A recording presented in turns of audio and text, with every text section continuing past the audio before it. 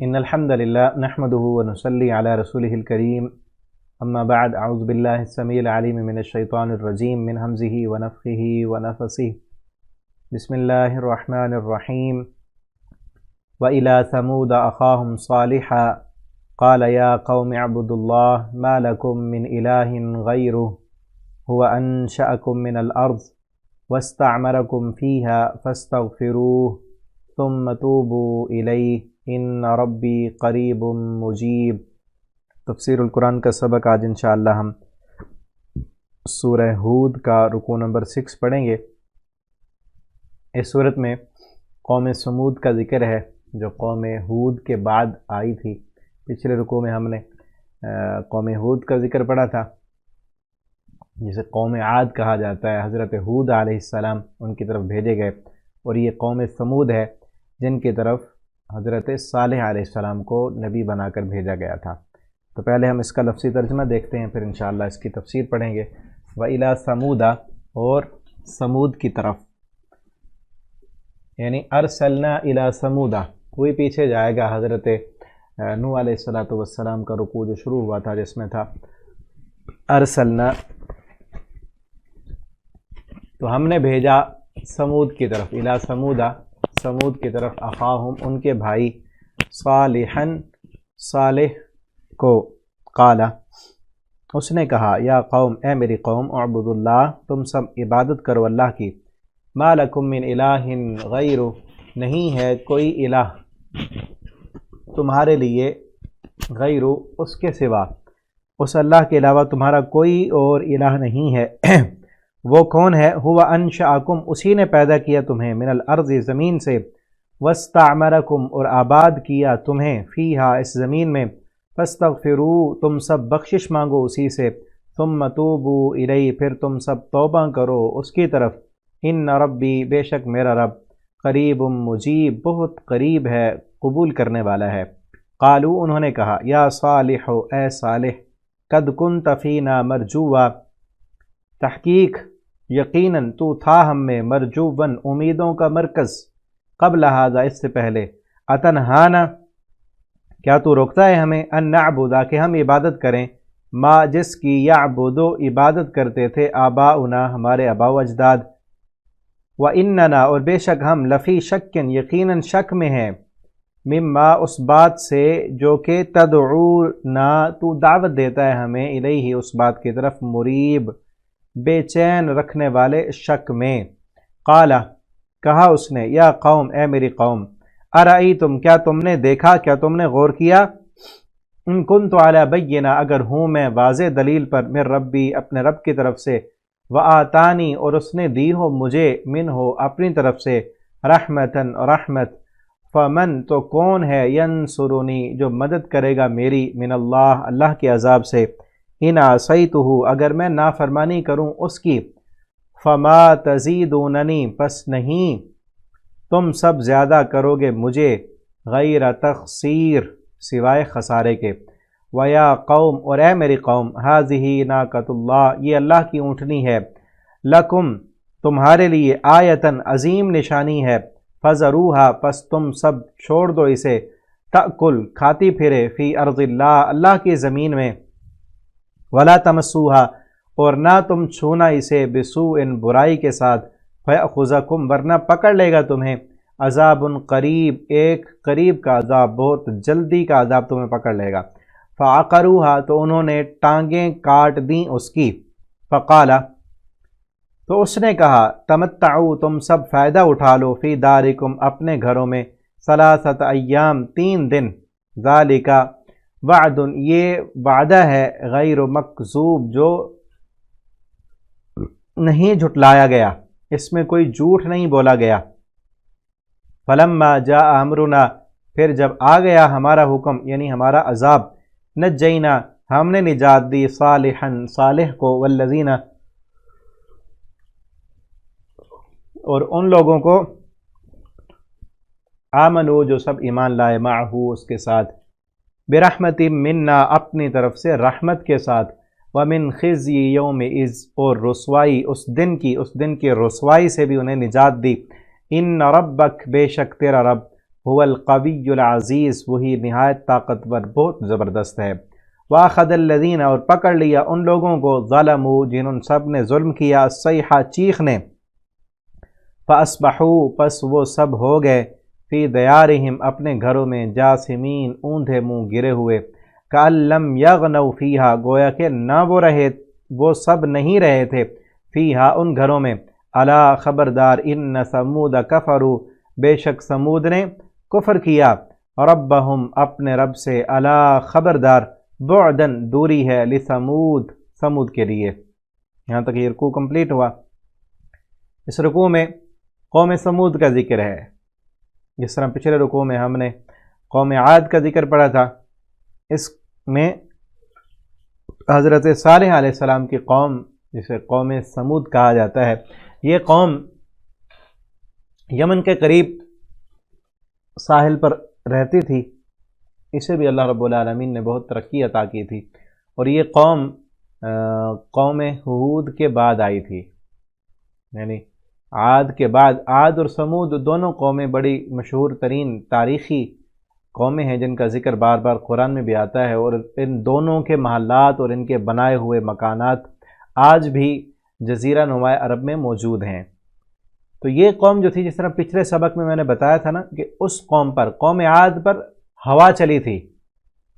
وعاد وثمود وفرعون ذی الاوتاد، اللہ تعالیٰ نے تینوں کا اکٹھا ذکر کیا، عاد بھی، سمود بھی، اور فرعون جو میخوں والا تھا، یعنی یہ سب، عاد بھی، سمود بھی اور فرعون بھی، بہت بڑے سرکش تھے، بڑے متکبر تھے، اللہ کے باغی تھے، اللہ کے نافرمانی کی انہوں نے۔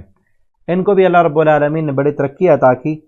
قوم عاد پر ہوا چلی تھی تیز، سخرها علیہم 7 لیال و8 ایام حسوما، کہ 8 راتیں اور 7 دن مسلسل ان پر ہوا تیز چلتی رہی، اور پٹک پٹک کے ان کو مارا اور ان کا کچومر بنا دیا۔ لیکن یہ جو قوم سمود تھی، یہ جب آئی، انہوں نے آ کر پہاڑوں کو تراشا، پہاڑوں کو تراش کر اندر مکان بنا لیے، پہاڑوں کے اندر، ایک کمرے کے اندر دوسرا کمرہ، اس کے آگے، یعنی اتنے محفوظ ان پہاڑوں کے اندر اپنے آپ کو ہو گئے کہ جہاں ہوا آ ہی نہیں سکتی تھی، بالکل اندر غاریں بنا کر، سرنگیں بنا کر، وہاں انہوں نے اپنے جو ہے گھر بنا لی اور وہاں چھپ گئے۔ اور یہ کہتے کیا تھے اپنی عقل اور اپنی سوچ پر، کہ کس طرح شیطان جب کسی کی مت مار دیتا ہے تو پھر انسان کا دماغ ویسے چلنے لگ جاتا ہے۔ تو یہ کہنے لگے کہ ہم جو سمود تھے، جو قوم عاد تھے، ان پر تو ہوا چلی تھی، ہم نے تو مکان ایسے بنا لی، یہاں تو ہوا آ ہی نہیں سکتی، ہمیں کون مارے گا، ہمیں تو کچھ نہیں ہو سکتا۔ آج بھی کئی انسانوں کا یہی ذہن بن چکا ہے۔ اللہ رب العالمین کی طرف پلٹنے کی بجائے اپنے آپ کو دنیاوی طور پر وہ جو ہے محفوظ کرنے کے سوچیں سوچتے ہیں۔ کہیں زلزلہ آ جائے تو زلزلہ پروف عمارتیں بنانا شروع کر دیتے ہیں، اور کئی جو ہے ترقی یافتہ قومیں اور ترقی یافتہ ممالک، وہ کہتے ہیں زلزلہ تو ان ملکوں میں آتا ہے جہاں پر جدید سہولتیں نہیں ہوتے ہیں، ان کے پاس ٹیکنالوجی نہیں ہوتی، وہ پہلے سے معلوم نہیں کر سکتے، وہ تحفظات نہیں کرتے، سیلاب اس لیے آ جاتے ہیں، ان کی حکومتیں جو ہے صحیح کام نہیں کرتی، غریب ملک ہوتے ہیں۔ جبکہ کرنا کیا چاہیے، دنیاوی حفاظت کے سامان اختیار کریں، لیکن اللہ رب العالمین اگر پکڑنا چاہیں تو اللہ رب العالمین کی پکڑ کے آگے کوئی بھاگ نہیں سکتا، کوئی بچ نہیں سکتا۔ کہ اللہ رب العالمین کا ایک ہی طریقہ ہے پکڑنے کا۔ پچھلے دنوں جب کرونا آیا، پھر کہاں تھی ٹیکنالوجی؟ سب سے پہلے وہی ملک شکار ہوئے اس کا جو اپنے آپ کو سائنس اور ٹیکنالوجی میں بڑا عروج پر سمجھتے تھے، جو کہتے تھے کہ ہم تو بڑی جدید ترقی یافتہ قومیں اور ہمیں تو کچھ بھی نہیں ہو سکتا۔ جب انہوں نے یہ کہا کہ ہم نے، قوم سمود نے کہا ہم نے تو مضبوط محلات بنا لیے، اب یہاں تو کچھ نہیں ہو سکتا، ہم تو محفوظ ہیں، اللہ نے پھر ان کی طرف وہ چیخ بھیجی۔ اسی رکوع میں آگے آ رہا ہے، اللہ نے چیخ بھیجی کہ ان کے دل پھٹ گئے، اللہ نے وہاں آواز بھیجی، اور یہ بتانے کے لیے کیا میری ایک ہی مخلوق ہے، اللہ کی پکڑ سے بھاگ کر کہاں جاؤ گے؟ ٹھیک ہے نا، محفوظ محلات اور مکان بنا لو گے تو کیا موت نہیں آئے گی؟ محفوظ قلعوں میں چھپ جاؤ گے، جہاں مرضی چلے جاؤ، اپنے آپ کو بند کر لو محفوظ قلعوں میں، شیشے میں بند کر لو، موت وہاں بھی آ جائے گی، کوئی موت سے بچ نہیں سکتا، چھٹکارا کسی کو نہیں ہے۔ یہ ایسی حقیقت ہے، ایسا یقین ہے، قرآن میں موت کو یقین کہا گیا ہے۔ وَاعْبُدْ رَبَّكَ حَتَّى يَأْتِيَكَ الْيَقِينُ، ہے نا، اپنے رب کی عبادت کرو، کب تک؟ جب تک کہ یقین آ جائے۔ یقین موت کو کہتے ہیں۔ موت ایسی چیز ہے جس پر سب کو یقین ہے، یقین ہے، کسی قسم کا کوئی شک نہیں ہے۔ باقی ساری چیزوں میں شک ہو سکتا ہے، مرنے پر کسی کو شک نہیں ہے، پتہ ہے کہ ہر کسی نے چلے جانا ہے۔ تو سمود، ان کی طرف حضرت صالح علیہ السلام کو اللہ تعالیٰ نے بھیجا، اور انہوں نے بھی جا کر وہی پیغام دیا جو پیغام سابقہ انبیاء کا تھا، عبد اللہ، ایک اللہ کی عبادت کرو، اس کے علاوہ تمہارا کوئی الہ نہیں ہے۔ اور عبادت کس لیے کرو؟ کیونکہ اسی نے پیدا کیا تمہیں، اسی زمین سے پیدا کیا اور اسی زمین پر تمہیں آباد کیا۔ اور یہ بھی یاد رکھو، تم سے پہلے بھی ایک قوم تھی، ان کے پاس بھی بڑی طاقت تھی، بڑی ٹیکنالوجی تھی، بہت عروج پر تھے، وہ بھی پہاڑوں کو تراشا کرتے تھے۔ ارم ذات العماد، اتنے لمبے لمبے ان کے قد تھے جتنے ستون ہوتے ہیں۔ الذین طغوا فی البلاد، جب انہوں نے ملکوں میں سرکشی کی، فاکثروا فیہا الفساد، بہت زیادہ فساد کیا، فصب علیہم ربک صوت عذاب، پھر آپ کے رب نے ان پر عذاب کا کوڑا برسایا۔ واستعمرکم، ان کو ختم کر کے اللہ نے تم کو آباد کیا ہے۔ استعمار اثر کہتے ہیں عمارہ، عمارہ کا معنی یہ ہوتا ہے آباد کاری کرنا۔ وعمارۃ المسجد الحرام، کہ مسجد حرام کو آباد کرنا، اور زمین میں کسی کو آباد کرنا یا گھر بنانا اور اسے آباد کرنا، تو یہی لفظ آتا ہے کہ اللہ نے تمہیں آباد کیا، کہ جس طرح پہلی قوم کو نیست و نابود کر دیا تھا، وہ ختم ہو گئی تھی، تمہیں پرورش دی، پروان چڑھایا، تمہیں گروتھ دی، تمہیں بڑا کیا، بڑھایا، تم تعداد میں کم تھے، زیادہ کیا، تمہیں بیٹے دیے، اولاد دی، مال و دولت کی کثرت دی، فراوانیاں عطا کیں۔ تو جس رب نے یہ سب کچھ دیا ہے، اب اس کے سامنے جھک جاؤ، پریشانی میں اسی کو پکارو، شکریہ کے لیے اسی کے سامنے سر جھکاؤ۔ عبادت کے لائق بھی وہی ہے، اس کے علاوہ کوئی اور عبادت کے لائق نہیں۔ اور اس نے آباد تمہیں کیا ہے، تمہیں اس زمین کا خلیفہ بنایا ہے، اس زمین میں پیدا تمہیں کیا ہے، تمہاری پیدا کرنے کا کوئی مقصد ہے، اور وہ مقصد وما خلقت الجن والانس الا لیعبدون، صرف یہی ہے کہ تم اس ایک اکیلے اللہ رب العالمین کی عبادت کرو۔ اس نے آباد کیا تمہیں اس میں، فاستغفروا، تم سب بخشش مانگو اسی سے، ثم توبوا الیہ، پھر تم سب توبہ کرو اس کی طرف، ان ربی، بے شک میرا رب، قریب مجیب، بہت قریب ہے اور بہت دعاؤں کو قبول کرنے والا ہے۔ قالوا، انہوں نے کہا، یا صالح، اے صالح، قد کنت فینا مرجوا، تو ہم میں امیدوں کا مرکز تھا۔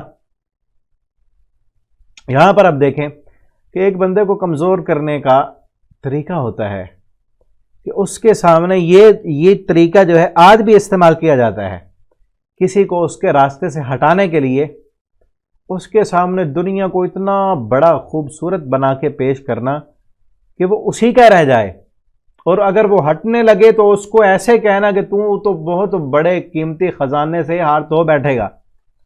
کیا کہا؟ کنت فینا مرجوا، تو ہم میں بڑا امیدوں کا مرکز تھا۔ کس لیے؟ اچھی ذہانت کی وجہ سے، اچھی سوچ کی وجہ سے، ہوشیاری کی وجہ سے، جسمانی طور پر قوت اور طاقت کی وجہ سے، تو ہم میں بڑا امیدوں کا مرکز تھا۔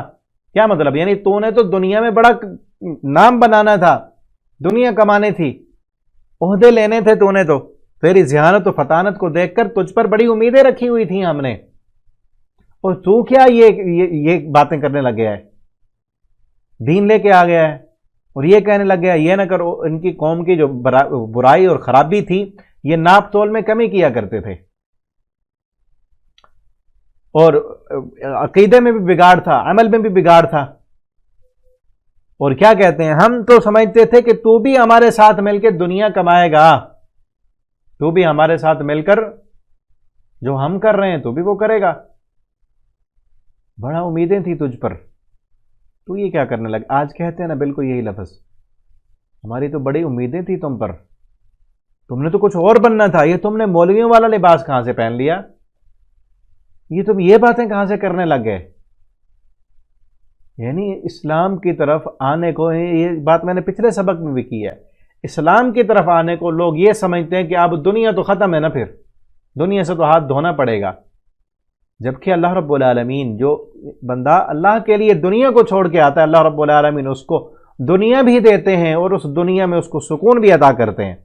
جو رب کو چھوڑ کر دنیا کے پیچھے بھاگتا ہے اسے دنیا تو ملتی ہے لیکن سکون نہیں ملتا، اس کو سکون نہیں ملتا، اس کے دل کی حرص اور ہوس وہ ختم نہیں ہوتی کبھی بھی۔ تو کیا کہا؟ اسی طرح پچھلے سبق میں ہم نے پڑھا حضرت ہود علیہ السلام کو انہوں نے کیا کہا تھا؟ ہود علیہ السلام کو بھی انہوں نے نفسیاتی طور پر کمزور کرنا چاہا اور کیا کہا کہ تمہیں تو ہمارے معبودوں کی مار پڑ گئی ہے، لگتا ہے کسی ہمارے معبود نے تمہیں بد دعا لگ گئی ہے تم کو کسی کی۔ وہ بھی نفسیاتی طور پر کمزور کرنے کا حربہ ہے، دین سے ہٹانے کا حربہ ہے، یہ اور طرح کا حربہ ہے کہ تجھ پر تو بڑی امیدیں تھیں، تو یہ کیا کرنے لگ گیا ہے؟ تو بھی وہی کرتا جو ہم کر رہے تھے، ہم تو تیرے بارے میں کیا سوچ رہے تھے اور تو کس لائن پہ چل گیا ہے۔ یہی چیز آج دین کے راستے پر چلنے والوں سے کہی جاتی ہے، ٹھیک ہے نا، کہ تم نے کیا یہی کچھ کرنا تھا کہ تم دینداری کرنے لگے، اب تم مسجد بنانے لگے اور کوئی کام نہیں؟ کیا بڑے ہو کہ تم نے عمرہ ہی کرنا ہے؟ کوئی پلاٹ لو، کوئی دنیا کا کام کرو۔ ایک دیکھو، ایک بندہ اللہ کے گھر جا رہا ہے عمرہ کرنے کے لیے، حج کرنے کے لیے، اب اس کو غلط راستے پر لگانے کے لیے کیا کریں گے کہ تو کوئی پلاٹ لے، کوئی دنیا کا کام کر، کوئی فلاں کر لے، یہ کر لے، کوئی گاڑی لے، اپنا جو ہے دنیا میں مقام مرتبہ بنا۔ یہ کیا ہوتا ہے؟ دین سے ہٹانے کے لیے کہ تو کون سا کام کرنے لگ گیا ہے؟ تو ہمارے ساتھ چلتا، تو ہمارے ساتھ جس طرح ہم فراڈ کر رہے ہیں تو بھی یہی کرتا، تیرے اوپر تو بڑی امیدیں تھی، تو بڑا ذہین تھا، تو اس میں نام کماتا، تیری تو اچھی آواز تھی، تو بڑا اچھا سنگر بنتا، گلوکار بنتا، تو اس اچھی آواز سے قرآن پڑھنے لگ گیا، مولوی بن گیا۔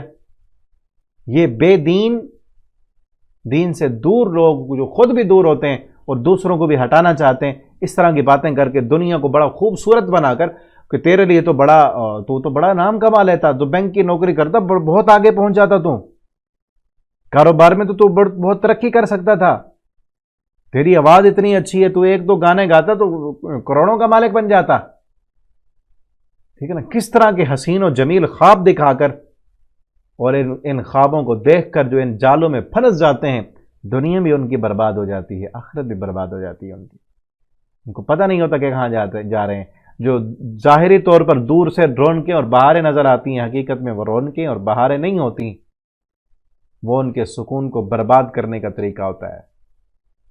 جو ان راستوں پہ چل چکے ہیں ان سے جا کے پوچھو کبھی سکون بھی ملتا ہے یا نہیں، کیونکہ جس دل کو سکون چاہیے نا، اس دل کو بنانے والے کا اعلان ہے، الا بذکر اللہ تطمئن القلوب، دلوں کا سکون چاہیے تو اللہ رب العالمین نے اس دل کو بنانے والے نے اس دل کا سکون ذکر الہی میں رکھا ہے۔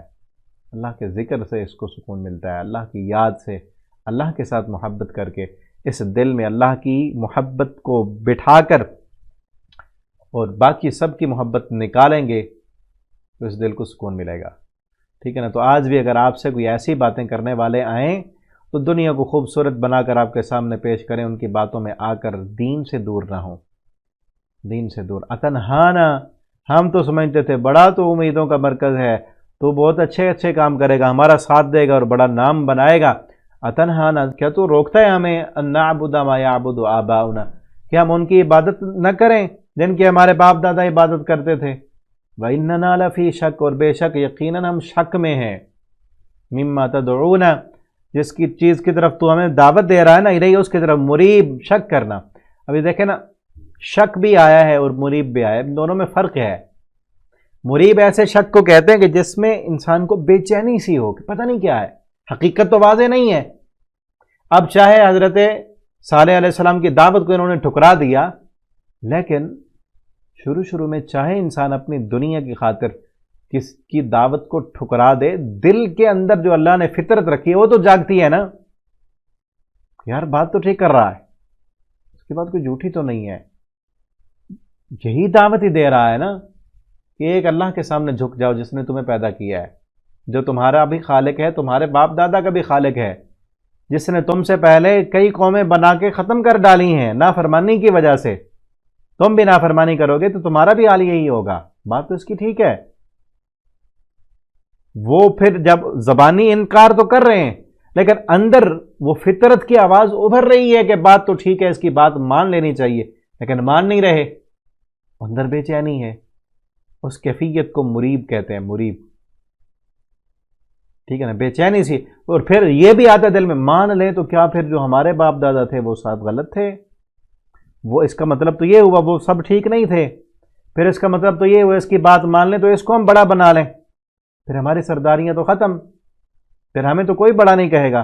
اگر اس کی بات مان لیں پھر اپنی منمانی جو کر رہے ہیں وہ تو پھر چھوڑنی پڑے گی، پھر حرام کا کاروبار، پھر جھوٹ، پھر رشوت، پھر دو نمبری، فراڈ، سارا کچھ تو پھر چھوڑنا پڑے گا۔ اس کو چھوڑتے نہیں، اندر ہی اندر سے وہ شک، اور پھر جب جتنی دفعہ اس اندر فطرت کی آواز کو دباتے ہیں وہ دبتی دبتی دبتی بالآخر وہ بالکل ختم ہو جاتی ہے۔ قال یا قوم، کہا صالح علیہ السلام نے کہا میری قوم، کیا تم نے دیکھا نہیں، غور نہیں کیا، ان کنت علی بینۃ من ربی، اگر میں واضح دلیل پر ہوں اپنے رب کی طرف سے، وآتانی منہ رحمہ، اور اس نے اپنی طرف سے مجھے رحمت بھی دی کہ اس نے اپنی رحمت سے مجھے رسول بنایا، فمن ینصرنی من اللہ، تم بتاؤ میری کون مدد کرے گا اللہ سے، ان عصیت، اگر میں اس کی نافرمانی کروں، اگر میں اپنے رب کی نافرمانی کروں تو اللہ کی پکڑ سے مجھے کون بچائے گا؟ کوئی بچانے والا نہیں، لا ملجا ولا منجا منک الا الیک، اللہ کی پکڑ سے کوئی بچانے والا نہیں ہے۔ اگر میں نے اس کی نافرمانی کی تو مجھے تم میں سے کوئی نہیں بچا سکتا۔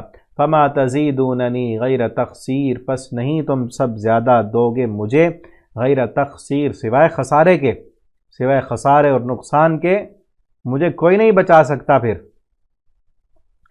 تمہاری دعوت مجھے زیادہ سوائے نقصان کے کسی چیز میں زیادہ نہیں کر سکتی۔ ویا قوم، اور پھر یہ کہا اے میری قوم، ھذہ ناقۃ اللہ، یہ اللہ کی اونٹنی ہے۔ انہوں نے مطالبہ کیا تھا، ان کی قوم نے، صالح علیہ السلام ان کو وہاں پہ خطاب کر رہے تھے، خطاب کرتے کرتے قوم نے کہا کہ ہم جو ہے معجزہ دکھاؤ ہمیں۔ انہوں نے کہا کیا معجزہ ہونا چاہیے؟ ان کے مطالبے پر حصی معجزہ ان کو دکھائے گا۔ انہوں نے کہا ساتھ پہاڑی تھی، انہوں نے کہا اسی پہاڑی سے ایک اونٹنی نکل کر آئے، اونٹنی بھی حاملہ ہو، اور پھر وہ نکلنے کے بعد یہاں بچہ پیدا کرے، وہ جنم دے، اونٹنی بچہ پیدا کرے، حاملہ اونٹنی ہو، پھر ہم مان لیں گے۔ تو اللہ کے حکم سے اس پہاڑ سے اونٹنی نکل آئی، اللہ کے لیے کیا مشکل ہے؟ اللہ تعالیٰ نے فوراً وہ بھیج دی، ٹھیک ہے نا۔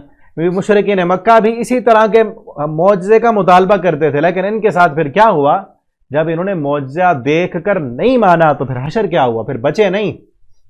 فدمدم علیہم ربہم بذنبہم فسواها ولا يخاف عقباها، انہی کے لیے کہ ہم نے ان پر پھر برسایا، آپ کے رب نے ان پر ان کے گناہ کی وجہ سے عذاب کا کوڑا، اور برابر کر دیا، ان کو بلیاں میٹ کر کے رکھ دیا۔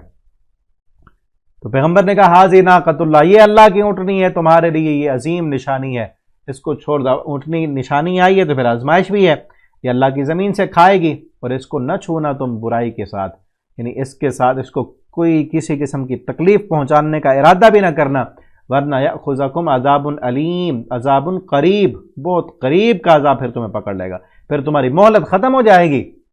اب تو تم جھٹلا رہے ہو، انکار کر رہے ہو، کئی باتوں کو نہیں مان رہے، اور تم پر عذاب نہیں آ رہا، اور اگر اس اونٹنی کو تم نے کچھ کیا تو تمہیں بہت قریب، بہت جلد تمہیں اللہ کا عذاب پکڑ لے گا۔ فعقروها، انہوں نے اس کی ٹانگیں کاٹ دیں۔ عقروها، قرو اصل کہتے ہیں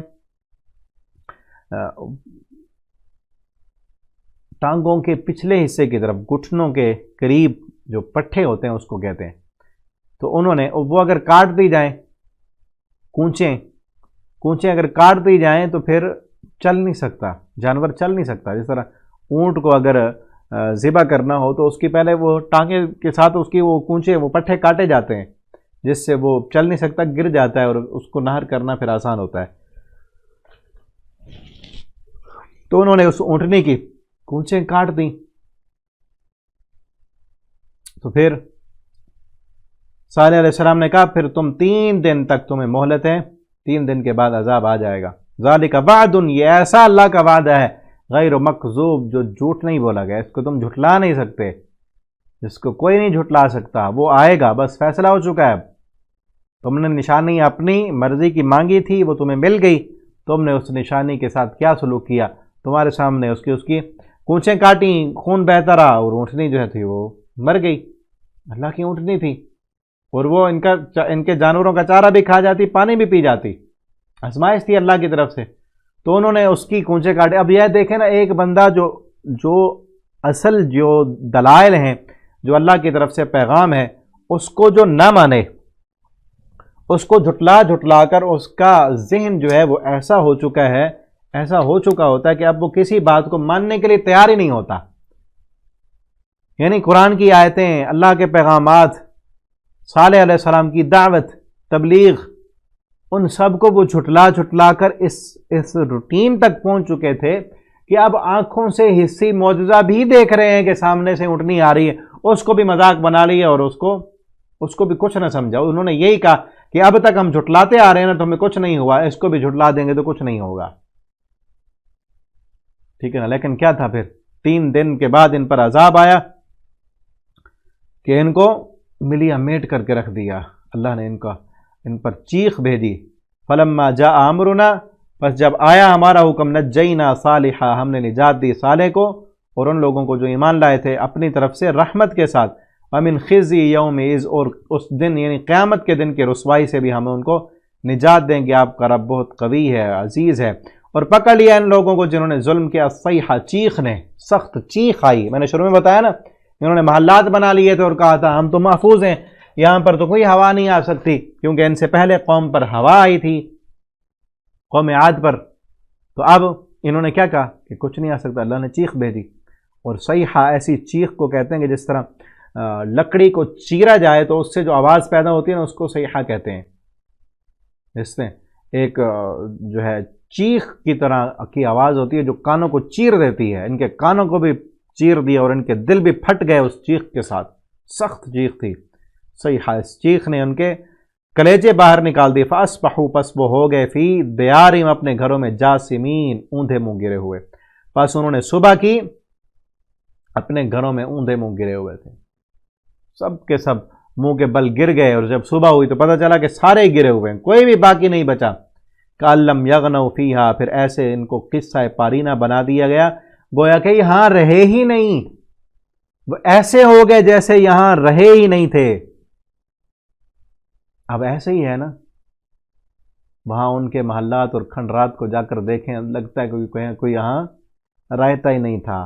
وہ کدھر گئے جو کہتے تھے من اشد منا قوہ، ہم سے بڑا قوت والا کون ہے، ہم سے بڑا طاقتور کون ہے؟ بھول گئے تھے کہ ان سے زیادہ طاقتور ہوا بھی ہے، اللہ کی مخلوق اس سے زیادہ طاقتور، اللہ کی آواز ان سے زیادہ طاقتور ہے، یہ بھی اللہ کی مخلوق ہے۔ اللہ نے چیخ بھیجی، کہیں ہوا بھیجی، کہیں پر اللہ نے پتھر برسائے، وہ بھی آگے آ رہا ہے اگلے رکوع میں، اس سے اگلے رکوع میں۔ قوم لوط پر آسمان سے پتھروں کی بارش برسی، کسی کو اللہ نے فرشتوں کو حکم دیا کہ زمین کو نیچے سے اٹھاؤ اور آسمان کی بلندیوں پر لے جا کر الٹا کر کے پٹخ دو۔ سب کیا تھے؟ اللہ کے نافرمانی کرنے والے، گویا کہ یہاں رہے ہی نہیں، اب ایسے ہو چکے ہیں کہ کوئی یہاں رہتے ہی نہیں تھے۔ الا ان سمودا، خبردار یاد رکھو سمود نے کفر کیا تھا اپنے رب کا۔ الا بعدن لثمود، خبردار دوری ہے سمود کے لیے، یعنی رحمت سے دوری ہے، لعنت ہے ان کے لیے، رحمت سے دوری۔ لعنت کا معنی بھی یہی ہوتا ہے کہ اللہ کی رحمت سے وہ دور ہیں، نہ دنیا میں اللہ کی رحمت تھی، اللہ کی رحمت ہوتی تو عذاب نہ آتا، اور نہ ہی آخرت میں ان کے لیے اللہ کی کوئی رحمت ہوگی، دوری ہے۔ تو یہاں تک رکوع ہمارا کمپلیٹ ہوا، اور قوم سمود کا ذکر بھی یہاں تک کمپلیٹ ہوا۔ آگے جو ہے تھوڑا سا اگلے رکوع میں حضرت ابراہیم علیہ السلام کا ذکر ہے، اور پھر ساتھ ہی حضرت لوط علیہ السلام کا ذکر ہے، اس کے بعد پھر حضرت شعیب علیہ السلام کا ذکر ہے، کیونکہ یہ جو جیسا کہ میں نے شروع میں بتایا تھا، یہ صورت اس میں انبیاء کا تذکرہ ہے، اور اللہ رب العالمین نے اپنی سابقہ تاریخ بتا کر قوم قریش کو، نبی کریم صلی اللہ علیہ وسلم کی جو قوم تھی، قوم قریش مکہ، ان کو بتانا چاہتے ہیں، اور پھر قیامت تک کے مسلمانوں کے لیے، تمام انسانوں کے لیے یہ پیغام ہے کہ اللہ کی سابقہ تاریخ دیکھو، ٹھیک ہے نا۔ اللہ اپنی تاریخ بتا کر دنیا کی تاریخ، سچی تاریخ، قصے اور واقعات بتا کر فاعتبروا یا اولی الابصار، اے عقل مندو ایسے عبرت حاصل کرو۔ تم سے بڑے بڑے آئے تھے، بڑے بڑے محلات بنانے والے، جن کی عمریں بھی زیادہ تھیں، طاقت قوت بھی تم سے زیادہ تھی، اقتدار اور اختیار میں بھی تم سے زیادہ تھے، کئی کئی 100 سال ان کی لمبی عمریں تھیں، بڑے بڑے لمبے ستونوں جتنے ان کے قد تھے، طاقتور ایسے کہ ہاتھوں سے درختوں کو پکڑ کر کھینچتے تو زمین سے جڑیں ان کی نکل آتی، اور اپنے ہاتھوں سے اوزار سے، آج تو مشینوں اور کرینوں سے پہاڑوں کو تراشا جاتا ہے نا، وہ اپنے ہاتھوں سے پہاڑوں کو تراش تراش کر ان کو کاٹ کر اندر محل بناتے تھے، کتنے طاقتور۔ لیکن رب کی نافرمانی کی کوئی بھی باقی نہیں بچا، اللہ نے سب کو ملیا میٹ کر دیا۔ اگر تم بھی نافرمانی کرو گے بچو گے تم بھی نہیں، اللہ کا قانون بدلہ نہیں کرتا۔ تم بھی اگر اللہ کی نافرمانی کرو گے، بغاوتوں کرو گے، یہ مت سمجھو کہ ہمیں کچھ نہیں ہوگا، تم پر بھی اللہ کا عذاب آ سکتا ہے۔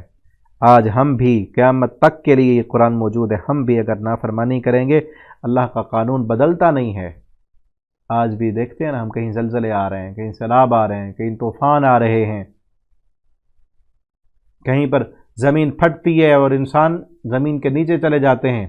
ابھی جو ترکی میں زلزلہ آیا، کتنے انسان جو ہے وہ ملبے تلے دب گئے، کہیں پہ زمینیں پھٹیں، انسان نیچے چلے گئے۔ یہ وجہ کیا ہے؟ اللہ تعالیٰ ہمیں تنبیہ کرانا چاہتے ہیں کہ پلٹ آؤ واپس میری طرف، دیکھو ورنہ میں ایسے بھی پکڑ سکتا ہوں۔ اگر تم نافرمانی میں ہو اور اس وقت ایسے اللہ نہ کرے زلزلہ آئے یا کچھ ہو، تو پھر کس حال میں تمہاری موت ہوگی؟ تو اس لیے ابھی زندگی میں، اپنی زندگی میں واپس پلٹ آؤ اللہ کی طرف، اپنے گناہوں کی معافیاں مانگ لو، توبہ اور استغفار کر لو، تاکہ تمہاری دنیا بھی سنور جائے، آخرت بھی سنور جائے۔ اللہ رب العالمین سے دعا ہے اللہ تعالی ہمیں جو ہم یہ پڑھ رہے ہیں ان واقعات سے اللہ ہمیں سبق حاصل کرنے کی، عبرت حاصل کرنے کی توفیق دیں، اللہ ہمیں اپنی فرما برداری کرنے والا بنا دیں، اللہ ہمیں اپنی نافرمانیوں سے بچا کر رکھیں، اللہ تعالی ہمیں وہ کام کرنے کی توفیق دیں جو کام ہمیں اللہ کے اور جنت کے قریب کرنے والے ہیں، اللہ تعالی ہمیں ان کاموں سے بچا لیں جو کام اللہ کو ناراض کرنے والے ہیں اور جہنم میں جاننے کا سبب بننے والے ہیں۔ اللہ تعالیٰ جب تک زندہ رکھیں ہمیں دین پر، ایمان پر، اسلام پر، قرآن پڑھنے والا بنا کر رکھیں۔ اللہ جب موت دیں تو ایمان والی، کلمے والی موت عطا فرمائیں۔ آخر دعوانا ان الحمد للہ رب العالمین۔